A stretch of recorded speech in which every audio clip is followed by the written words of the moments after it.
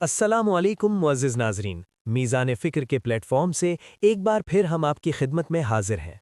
आज हम आपको तारीख़ इस्लाम का वो सुनहरी वाक़या सुनाने जा रहे हैं जिसने एक अज़ीम सहाबी रसूल सल्लल्लाहु अलैहि वसल्लम की आँखों में आंसू ला दिए।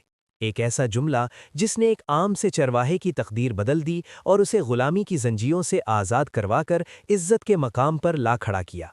ये वाक़या हज़रत अब्दुल्ला बिन उमर रज़ियल्लाहु अन्हु के दौर का है। एक मर्तबा वो अपने कुछ साथियों के साथ मदीना से बाहर सफ़र पर थे। दोपहर के वक्त जब वो आराम करने के लिए एक जगह रुके तो उन्होंने देखा कि एक नौजवान चरवाहा अपनी भेड़ बकरियां चराते हुए वहां से गुजर रहा है। हज़रत अब्दुल्ला बिन उमर रज़ियल्लाहु अन्हु ने उस नौजवान के तक़वा और अमानतदारी को आज़माने का फ़ैसला किया। उन्होंने उसे अपने पास बुलाया और कहा, ए नौजवान, हमें इन बकरियों में से एक बकरी फ़रोख्त कर दो। हम तुम्हें इसकी कीमत भी देंगे और कुछ गोश्त भी खिलाएंगे। चरवाहे ने बड़ी सादगी से जवाब दिया, जनाब, ये बकरियां मेरी नहीं हैं, मैं तो सिर्फ एक मुलाजिम हूं और अपने मालिक की बकरियां चरा रहा हूं।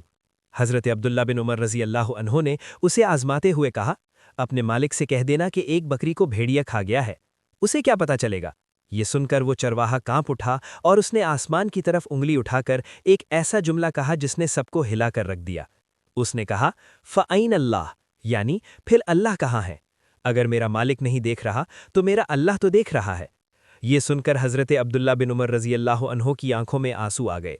वो बार बार यही जुमला दोहराते रहे, फिर अल्लाह कहाँ है। वो इस चरवाहे की ईमानदारी से इतने मुतासिर हुए कि उन्होंने उसके मालिक से राब्ता किया, उस ग़ुलाम को आज़ाद करवाया और वो तमाम बकरियां खरीद कर उसे तोहफ़े में दे दीं। सच है कि जिसके दिल में अल्लाह का खौफ और अमानतदारी का जज्बा हो, अल्लाह उसे दुनिया में भी इज़्ज़त देता है और आखिरत में भी उसका अजर महफूज रखता है।